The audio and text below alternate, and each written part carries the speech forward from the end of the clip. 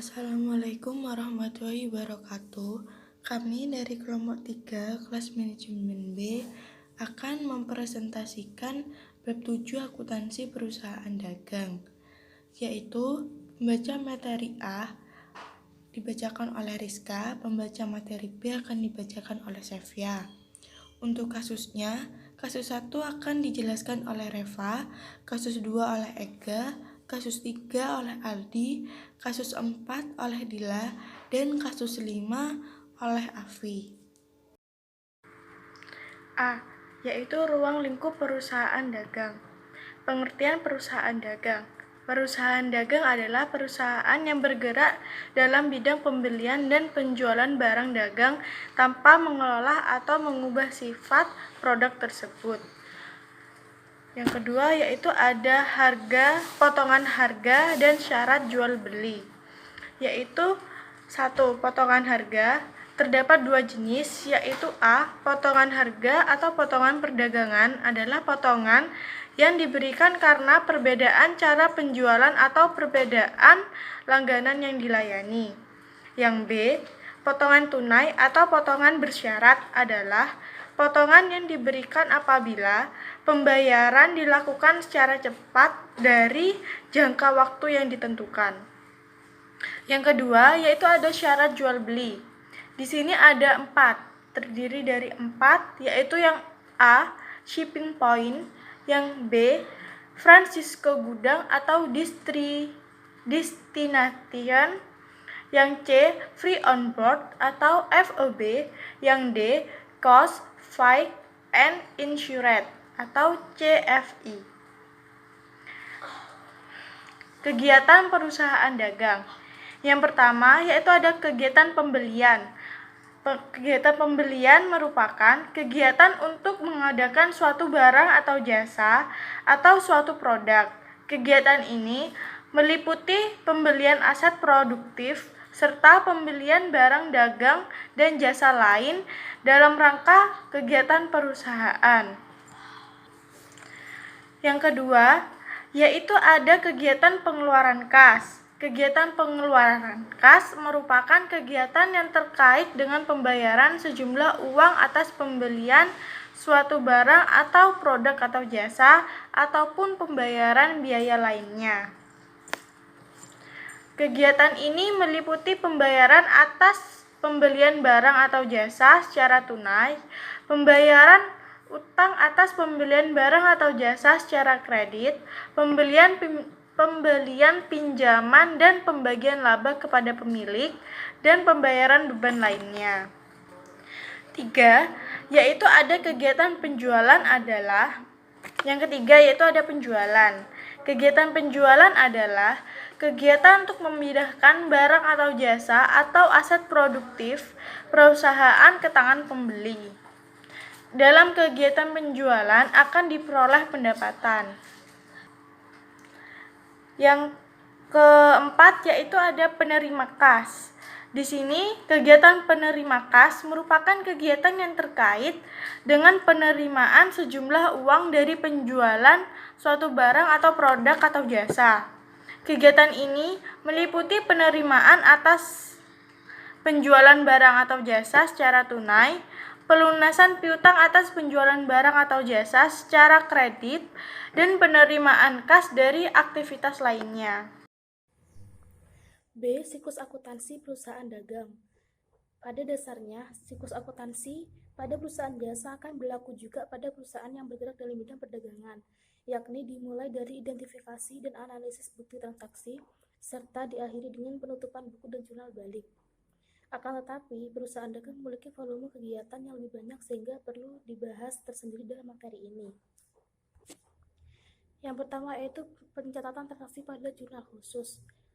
Terdiri dari jurnal pembelian. Jurnal pembelian adalah jurnal yang digunakan untuk mencatat transaksi yang berkaitan dengan pembelian barang dagang secara kredit. Yang kedua, jurnal pengeluaran kas adalah jurnal yang digunakan untuk mencatat transaksi yang berkaitan dengan pengeluaran kas seperti pembelian tunai, pembayaran utang, pengeluaran kas untuk biaya operasional, dan objek pengeluaran kas lainnya. Yang ketiga, jurnal penjualan adalah jurnal yang digunakan untuk mencatat penjualan barang dagang atau penyerahan jasa secara kredit. Yang keempat yaitu jurnal penerimaan kas. Jurnal penerimaan kas adalah jurnal yang digunakan untuk mencatat segala bentuk penerimaan kas berupa penerimaan kas dari penjualan tunai, pelunasan piutang, dan penerimaan kas dari sumber lainnya. Yang kelima yaitu jurnal memorial. Adalah jurnal yang digunakan untuk mencatat transaksi-transaksi yang tidak termasuk dalam jurnal pembelian. Contohnya, transaksi yang berkaitan dengan pembelian barang dari pembeli atau retro penjualan. Kemudian transaksi pengembalian barang ke penjual atau retro pembelian. Yang terakhir yaitu transaksi penyesuaian pada periode akuntansi dan lain-lain. Yang kedua yaitu posting data dari jurnal khusus ke buku besar. Pada dasarnya, teknik untuk melakukan posting data dari jurnal umum ke buku besar adalah sama, tidak ada perbedaan yang mendasar di antara keduanya. Posting dari jurnal umum memang kelihatan lebih sederhana karena fokus datanya hanya pada satu sumber yaitu jurnal umum itu sendiri. Yang ketiga yaitu posting data dari jurnal khusus ke buku bantu. Dalam akuntansi terdapat dua buku bantu yaitu buku bantu piutang dan buku bantu utang. Buku bantu piutang digunakan untuk mencatat transaksi yang berkaitan dengan timbulnya piutang usaha dan pelunasan piutang usaha serta transaksi lain yang berkaitan dengan perubahan piutang usaha untuk setiap debitor. Buku bantu utang digunakan untuk mencatat transaksi yang berkaitan dengan timbulnya utang usaha dan pembayaran utang usaha serta transaksi lain yang berkaitan dengan perubahan utang usaha untuk setiap kreditor. Posting data dari jurnal ke buku bantu terdiri dari yang pertama itu posting ke buku bantu piutang. Kemudian yang kedua posting ke buku bantu utang. Kemudian penyesuaian atas persediaan barang dagang terdiri dari pencatatan atas persediaan barang dagang dengan metode fisik dan yang kedua yaitu pencatatan atas persediaan barang dagang dengan metode perpetual. Penyusunan neraca lajur. Fungsi neraca lajur dalam sistem akuntansi hanyalah sebagai alat bantu untuk menyusun laporan keuangan. Prosedur untuk menyusun neraca lajur sama halnya dengan prosedur untuk perusahaan jasa yang telah dipaparkan pada bab sebelumnya. Hanya saja, dalam penyusunan neraca lajur perusahaan dagang, terdapat akun-akun yang tidak ditemukan dalam neraca lajur perusahaan jasa seperti persediaan barang dagang. Yang terakhir adalah laporan keuangan. Pada dasarnya, laporan keuangan perusahaan dagang tidak berbeda dengan perusahaan jasa, hanya saja pada perusahaan dagang ada penambahan beberapa hal yang tidak terdapat dalam laporan keuangan jasa, yaitu yang pertama dalam neraca, yang kedua dalam laba rugi, yang ketiga dalam laporan perubahan ekuitas atau laporan laba ditahan. Yang terakhir adalah penutupan buku. Setelah penyusunan laporan keuangan, kegiatan akuntansi selanjutnya adalah penutupan buku. Kegiatan ini meliputi pembuatan jurnal penutup dan neraca saldo penutup. Selanjutnya yaitu kasus 1A pada tahun 2004 bulan Juni tanggal 8 terdapat akun dengan keterangan penjualan barang dagang yaitu piutang usaha dengan ref 203 dan jumlah debit 1.500.000. Selanjutnya juga ada akun penjualan dengan ref 401 dan dengan jumlah kredit 1.500.000. Selanjutnya B pada tahun 2004 bulan Juni tanggal 8 terdapat akun dengan keterangan penjualan barang dagang yaitu piutang usaha dengan ref 203 dan dengan jumlah debit 1.500.000. Selanjutnya utang usaha yaitu ref 201 dan dengan jumlah kredit 1.500.000. Selanjutnya C yaitu rincian akun 2/10 dikali 1.500.000 sama dengan 300.000 dalam kurung potongan. Dan selanjutnya 1.500.000 dikurangi 300.000 sama dengan 1.200.000 rupiah. Dan juga ada tabel akun yaitu tahun 2004 bulan Juni tanggal 8 terdapat akun dengan keterangan penjualan barang dagang yaitu utang dagang dengan ref 203 dan dengan jumlah debit 1.500.000. Selanjutnya juga ada akun kas dengan ref 201 dan dengan jumlah kredit 1.200.000. Dan selanjutnya juga ada potongan pembelian dengan ref 402 dan jumlah kredit yaitu 300.000.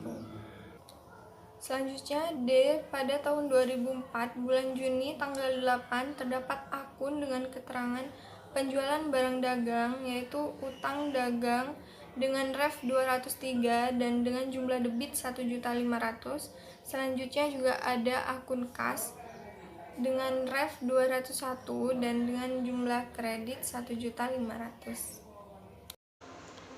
Kasus 2 A. Tanggal 6 Januari 2006 utang usaha ref 501 debit 2 juta, utang usaha ref 201 kredit 2 juta, pembelian barang dagang. B. Tanggal 6 Januari 2006 utang usaha ref 201 debit 2 juta, kas 101 kredit 1.600.000, potongan pembelian ref 402 kredit 400, pembelian barang dagang. C. Tanggal 6 Januari 2006 utang usaha ref 201 debit 2 juta, kas ref 101 kredit 2 juta, pembelian barang dagang. Kasus 3 A. Jumlah penjualan 1.500.000 ditambah 1 juta ditambah 5 juta ditambah 3 juta sama dengan 10.500.000. Yang B. Jumlah penagihan hutang 1.500.000 dikali 2% sama dengan 30. 1.500.000 dikurangi 30.000 sama dengan 1.470.000. 1 juta dikali 2% sama dengan 2.000. 1 juta dikurangi 20 sama dengan 980. 5 juta dikali 2% sama dengan 100.000. 5 juta dikurangi 100 sama dengan 4.900.000. 3 juta dikali 2% sama dengan 60.000. 3 juta dikurangi 60.000 sama dengan 2.940.000. Total 1.470.000 ditambah 9.980 ditambah 4.900 ditambah 2.940 sama dengan total semua 10.290. Berikut adalah tabel-tabel kasus 4. Yang pertama adalah jurnal pembelian Toko Mekarjaya periode yang berakhir 31 Mei 2006. Yang kedua adalah jurnal pengeluaran kas, dan yang ketiga adalah jurnal penjualan yang total debitnya piutang usaha 11.800.000 dan kredit serba-serbi 200.000, penjualannya 11.700.000. Lalu jurnal penerimaan kas yang total debitnya adalah kas 4.750.000, penjualan 1 juta, serba-serbi kosong, dan kredit penjualan 3.500.000, lalu 250.000 untuk usaha. Lalu jurnal memorial yang bertotal debit 3.250.000 dan kredit 3.500.000. Selanjutnya adalah tabel buku besar periode yang berakhir 31 Mei 2006 Toko Mekarjaya. Lalu neraca saldo periode yang berakhir 31 Mei 2006 Toko Mekarjaya yang hasil dari debitnya adalah 74 juta dan kreditnya juga sama, yaitu 74 juta. Kasus 5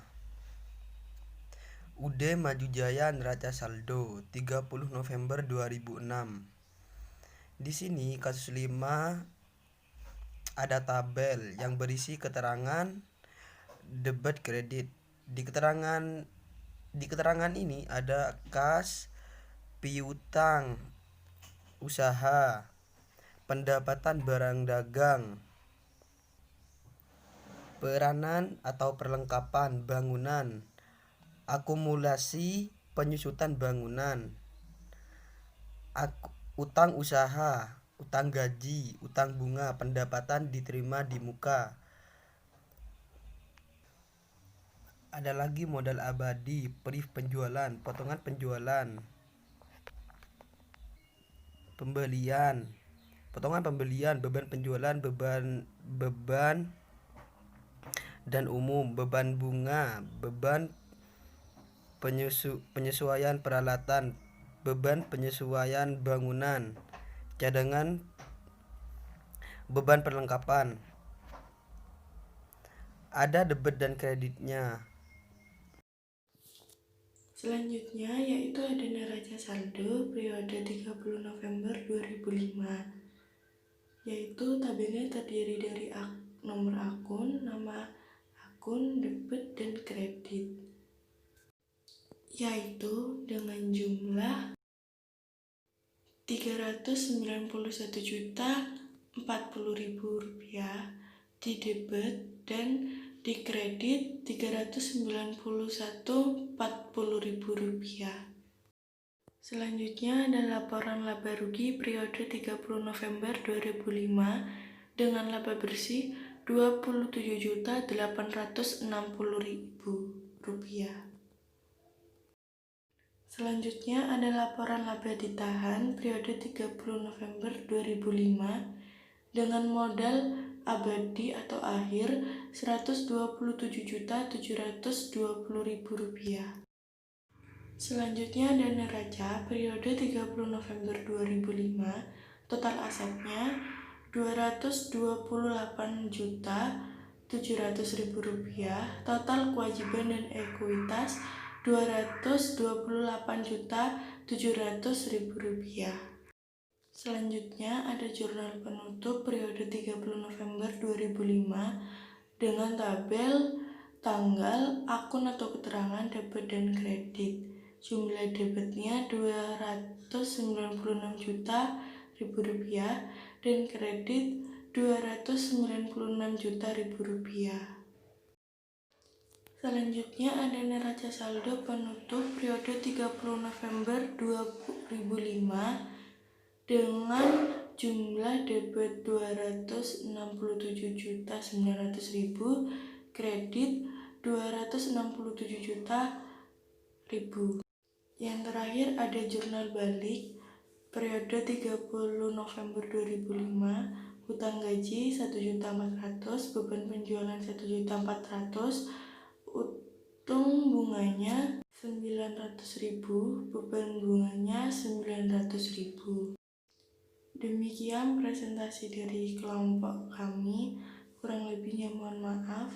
Wassalamualaikum warahmatullahi wabarakatuh.